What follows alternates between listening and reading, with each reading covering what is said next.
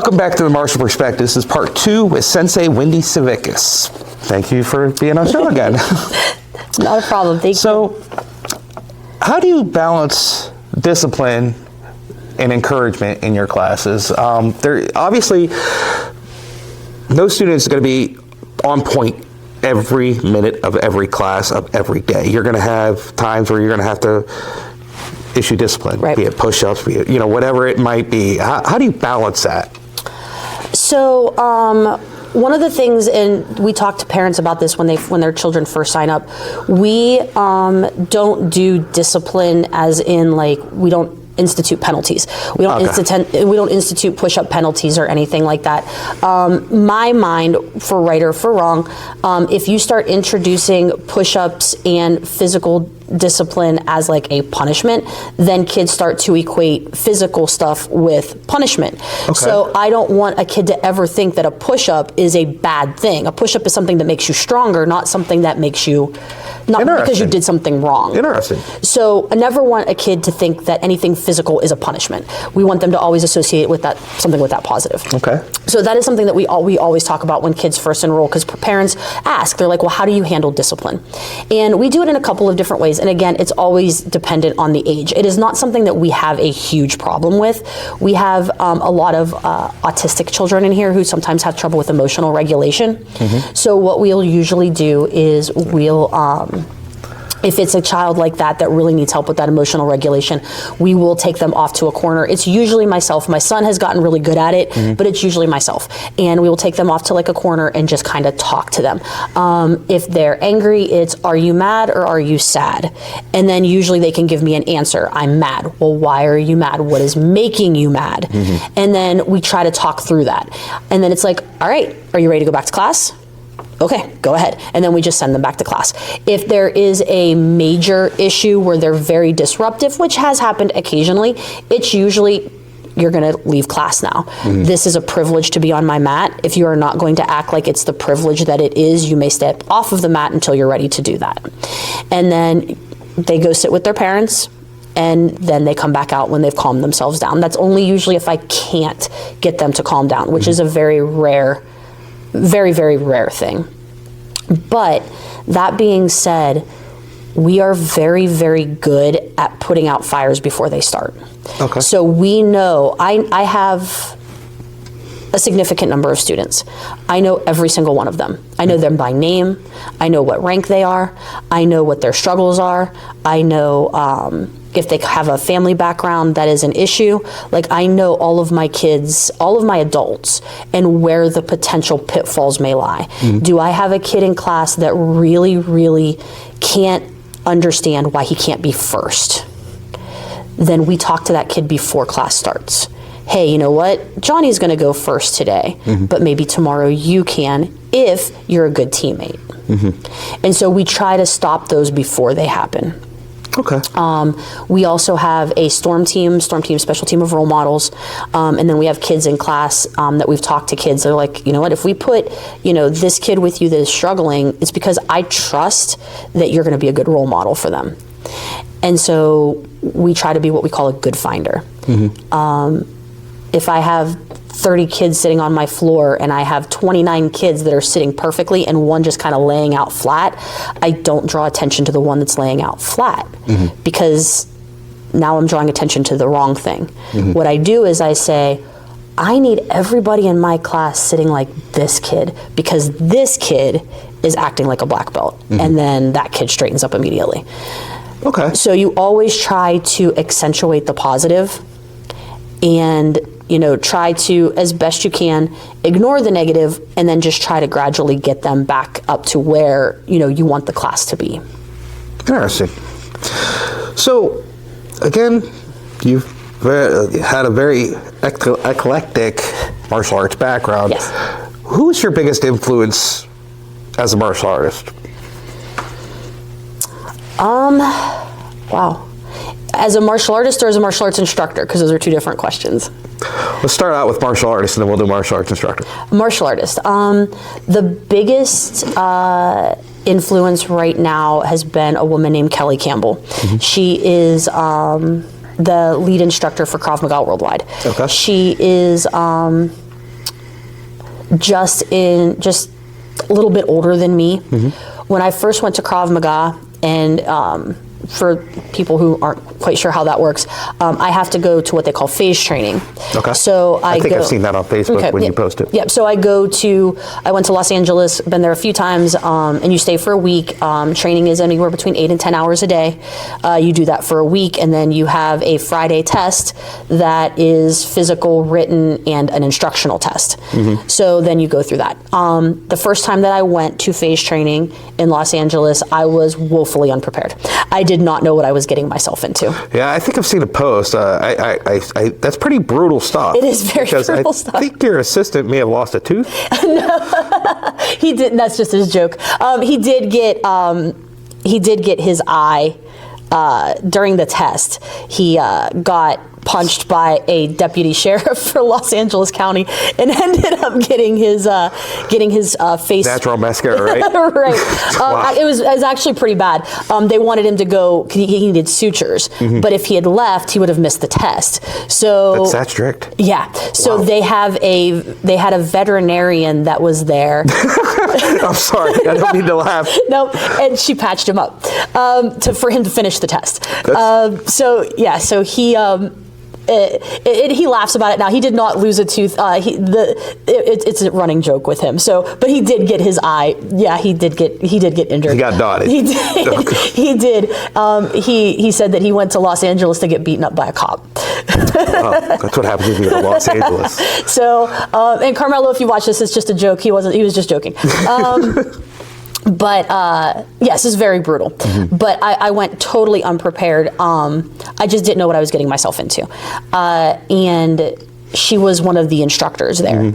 And you're talking about 8 hours a day where she would stay through her lunch and stay through after classes. And she had classes going on that evening too, where she would help me out. And when I first went to phase training, there was stuff that, a front kick's a front kick. A jab is a jab across. But there's things that are very specific to Krav Worldwide that I had no clue about, and she was very helpful with that. And so watching Kelly, and now I've talked to her a few times, and one of the greatest joys of my life was when Kelly knew who I was.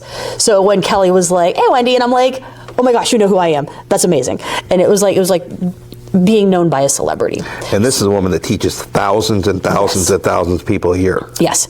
And she is a remarkable woman. She is very strong. She's very knowledgeable about Krav and just the ins and outs of it. If you have a question about just the smallest detail, she knows it.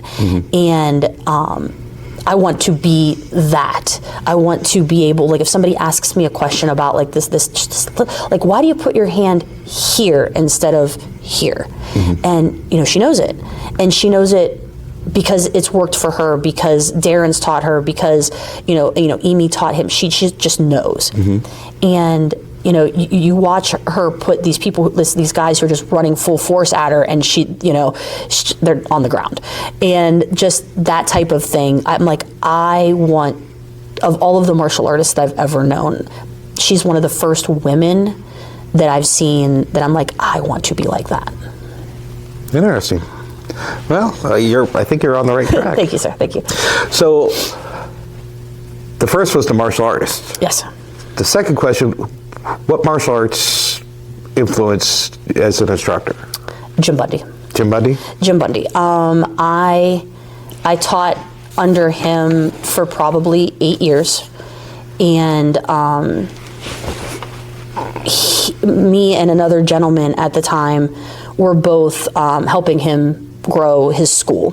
At the time, he was very. It was kind of like in his a flux. Those up in Niles, right? It was. Okay. He was teaching Taekwondo, but there was a little bit more MMA into it. Then there was a little bit more Jiu-Jitsu into it, and then he kind of came back more to Taekwondo, to the traditional, and then he kind of. It was probably a 4 or 5 year period where he just wasn't quite sure what he was where his school was going to go. So we were just kind of floating along with him and just letting him figure stuff out. It was a really fun time, but it was also a time of me learning how to teach classes, how to build that energy, how to understand a classroom. I go to schools all the time, and I have teachers, principals, and they're like, your classroom management skills are crazy. And it really is Jim that helped me out with that. But I will never forget, it was probably, and Jim was one of those people that didn't like to just kind of throw you out there and just be like, do it. That was Mr. Beaumont, go do it. And like you had to figure it out on the fly. Right. Jim was not like that. He would, stand and he would watch you teach. And he had, the gentleman, his name was Tom, and he was running a drill or something like that, and I honestly don't know what Tom was doing wrong. And I was standing by Bundy, and Bundy just gripped his pencil in his fist, and whatever he was writing on the page, he just wrote "Kill Tom" on the page. I don't know what he did wrong, but he just wrote "Kill Tom." And when Tom came over, and Bundy kept it professional and was like, "You did this, this, this, this, and this." But Bundy was very good at teaching you how to not even just convey information, not in a succinct way, but in a way that people would want to listen. And that was like the biggest thing that I learned from him. I think he's just a very charismatic guy. Yes. He's very, just the way he speaks. I mean, I met him when I interviewed him for the first time. We never had a conversation prior to that. But the way he engages you makes you want to listen. Yes, he's very passionate about what he does. And that's where I learned, like in all things that you talk about, be passionate about it. Because if you're not passionate about it, why should the other person listen to you? Right. So when you get out here and teach, you have to be passionate. You have to have a conviction in what you're saying. You can't just, and that's why when you asked about like the sport versus traditional aspect, because I don't know what I know what I don't know, so I don't try to get out there and BS somebody about what I don't know. Right. I am passionate about what I do know. Okay. And that is one of the biggest things that I took from him. Interesting. So this is going to be a silly question because I think I already know what the answer is. Do you feel that it's important, do you feel it's a good thing to cross-train in martial arts? Myself, I'm a Taekwondo guy, but I love Judo. Yep. So it's not always easy to find a Judo partner with my school. I have an individual I train with. His name's Master Steven Siebold, and he's a young man. He's 20 years old, and he has the most knowledge of anybody of his age that I've ever encountered, and he's just that spot on when it comes to things, because he's always reading, he's always watching videos. So I trained Judo with him, and he's the one that prepped me to go to the World Police Fire Games. Do you feel it's important, or that it's a good thing to cross-train? Absolutely, with a caveat. I think you need a base first. Correct. In anything. It doesn't matter, and I'm not saying a base like you need to be a black belt in something. I think you have to have an idea of what you're playing around with before you start trying to tweak it. So when you're talking about Taekwondo, like I already know how to kick. I already know how to move my body. I already know how to keep myself safe if I fall. So now like going into Krav Maga or going into Jiu-Jitsu, now I can start, okay, well what happens if I fall on the floor and I can't get back up? Now I gotta know what I have to do on the floor. But getting to the floor, if I ended up on the floor, I can still keep myself safe getting there because I've already gotten to that point. So absolutely cross-training, and I encourage like all of my students to cross-train. We bring in Micah Bender. He's a black belt in jiu-jitsu up in Boardman. Okay. And we bring him in for seminars. And it's like, I know how to do X, Y, and Z. Now fine tune it and now teach us how to go beyond that. So yes, it's absolutely, I love the idea of cross-training. And I like when I was trying to, before I found Krav, I wanted to do something different because I'd been doing Taekwondo for a very long time, and I wanted to do something different. And I tried the different martial arts, and it was always to try to add on to what I've learned, not change it dramatically. Right. So me trying to go from like Taekwondo to Kung Fu might have been a little bit harder. The styles are different. Or Taekwondo to Tai Chi might have been like dramatically different. That's a whole new just way of movement. Right. But no, I'm a very, very big proponent of cross-training. I encourage my people to cross-train. Go do jiu-jitsu. Like I have a couple of students that train here and then go train with Micah. I have a black belt student that got his black belt through me. He went and got a black belt in jiu-jitsu. Now he opened his own school.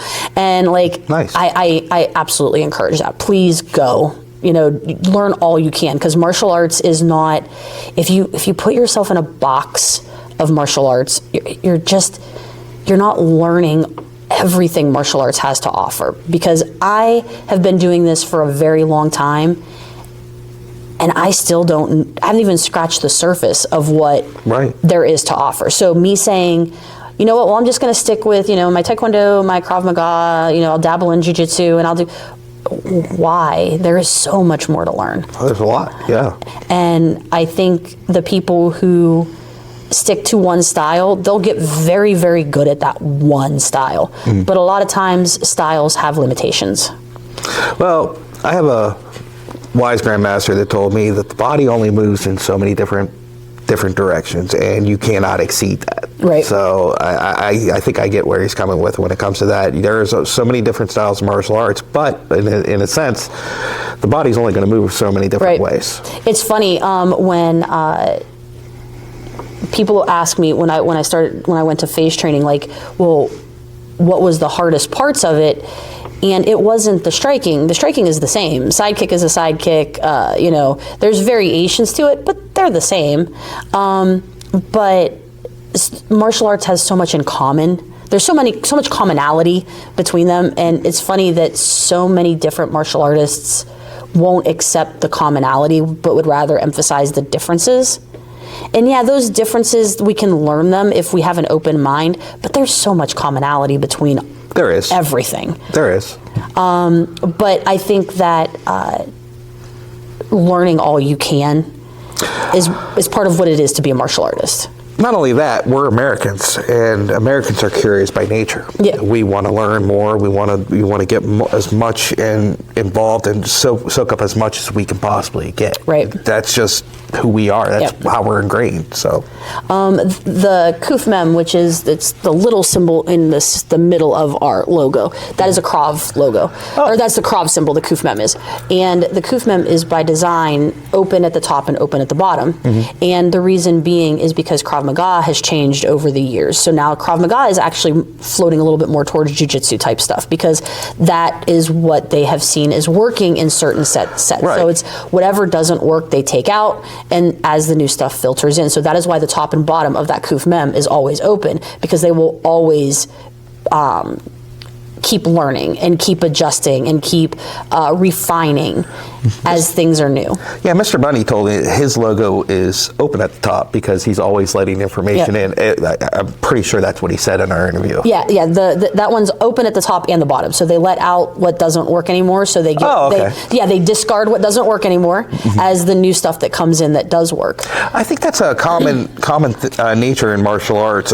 It's becoming more common. I've talked to a lot of Kempo guys, and Ed Parker did his Kempo thing, and it was always meant to evolve, and it's evolved to a point now where they're starting to, I believe, bring in more ground game stuff, because that's, Ed Parker had this before MMA. Right. MMA is a big thing now. As a police officer, we go to the ground a lot. Yep. It's not where I want to be, because it's the most unsafe place you can possibly be. That's why I chose Taekwondo, because I don't want to go to the ground. Right.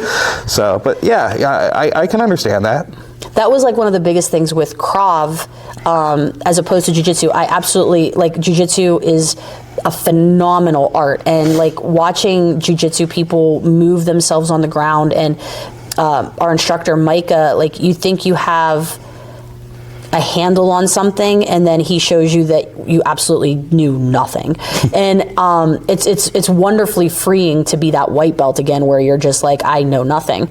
But with Krav, it was like, yes, you might end up on the ground, but get back to your feet, get back to your feet, get back to your feet, get back to your feet, get back to your feet, as fast as you possibly can.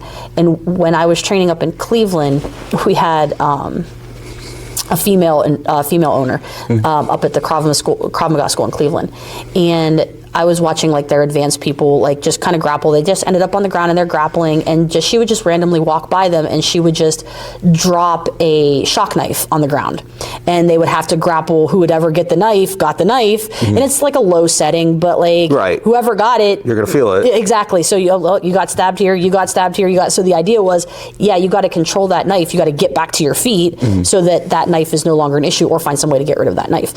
So it's those little things where the unpredictability of self-defense comes in, where you don't know what that person has on them. You don't know if he has a buddy that's going to come up to you and kick you in the head or grab you from behind. And that unpredictability in self-defense that we always try to talk to people about here, that I can show you how to get out of a bear hug, but there's so many different variables that can happen. The what ifs are endless. You're right. I recently, a couple months ago, I was called to a bar altercation, and it spilled outside, and I go there and it's just chaos. I was the first car on scene. It's just chaos. There's people everywhere, people fighting. I run and break up the fight, take one person to the ground, and I'm holding him until the next thing I know, I'm like, I get punched in the side of the head. It's like that movie, which one of you all hit me? Because Right. I had no idea. And then the rest of the guys came, and I looked over, I said, did you just hit me? Deer in the headlights, ran into the thing. Because at that point, I was really mad. Yeah. And it's just like, okay, I'm glad I didn't grab him when I grabbed him. So, but yeah, you're absolutely right. The unknown, that's huge. Right. So I try to be honest with my people, and that's one thing that I want to be with my students all the time, is to be honest with them. I never want to just make up something for them. So I tell them, I'm like, listen, you can get into what ifs until infinity. I can't give you every what if. I can give you, a base knowledge, especially in a short amount of time, 6-7 years of you training. I can give you scenario A and B.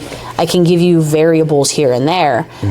But to try to account for every single variable that ever will be, I can't do that. No. And anybody who ever tells you they can is lying to you. So I will never tell you I can account for every variable. So don't ever believe, and go to seminars, go learn, go cross-train. But if anybody ever tells you this will work 100% of the time, they're lying to you. It doesn't work that way. No, man. Well, we're going to wrap this up. I hope this isn't going to be the last time we talk, because an hour is not enough time to cover everything. And, I'd like about 6 months from now, check in with you and see where you're at and see how things are going. You have a tournament coming up. We do. In Niles, Ohio. It's going to be in Hubbard this time. We're going to be in Hubbard. Right now, it's scheduled for August 1st. It is sanctioned through the Ohio State Series, which was PKC Region 3. So we compete against mostly schools here in Northeast Ohio. There's a Toledo school that comes, West Virginia, Pennsylvania. It's a bunch of different arts, so it's not just karate specific. There are Taekwondo schools. There have been a couple of Kung Fu people that have come in and done stuff. It's sparring. We do sparring, weapons, self-defense, forms, and breaking. Chambara. We do not do breaking. No breaking. Chambara is padded sword fighting. So you stick a helmet on, face mask, and it's a padded sword. For you Taekwondo people, that's Gumdo. Okay, there we go. And then Chambara. So that is August 1st, and we have we do first, second, third place trophies, and then fourth place medals. And it's going to be a lot of fun. We've been running it for 2 years now. This will be our third year. And we have a lot of fun with the tournament. So if anybody is interested, wants to come out and compete with us, please do. And your classes are held on what night here at 8400 East Market Street in Howland, Ohio? So we have classes Monday through Saturday. We have we have classes every day except for Sunday, and now we have a yoga class that's starting on Sunday. Oh, wow. So we have our kids' classes, our Little Dragons classes, age 3 and 4. We have Ninja Squad, which is 5-6. We have our youth programs, levels 1, 2, and 3, that's 7 to 12. And then we have our Krav Maga program, level 1, 2, and 3 currently. So we also have 2 bag blast classes. So if you want to come in, just get sweaty, work out. We have a circuit that we're doing. So we have that class as well 2 nights a week. So we run pretty much a full schedule 6 days a week. Wow, that's very, very busy woman. How do you find time? I don't know how I find time, let alone you. I have an amazing staff. So I have my son, I have Zach, I have a great front office person, and I have an amazing staff of people. Awesome. It's good to have support. Yes, absolutely. So the Martial Perspective, we're trying to put together a seminar series. It's not going to be this summer. Hopefully we're next summer, and we're getting instructors from all over different styles. And if you would like to be a part of that, you're more than welcome. Sounds like a lot of fun. And you could shock knife me, and you see how that goes, I guess. So, but we appreciate you being on the show. No, thank you so much. It was a lot of fun. We'll Thank see you. you soon. Thanks. Thank you.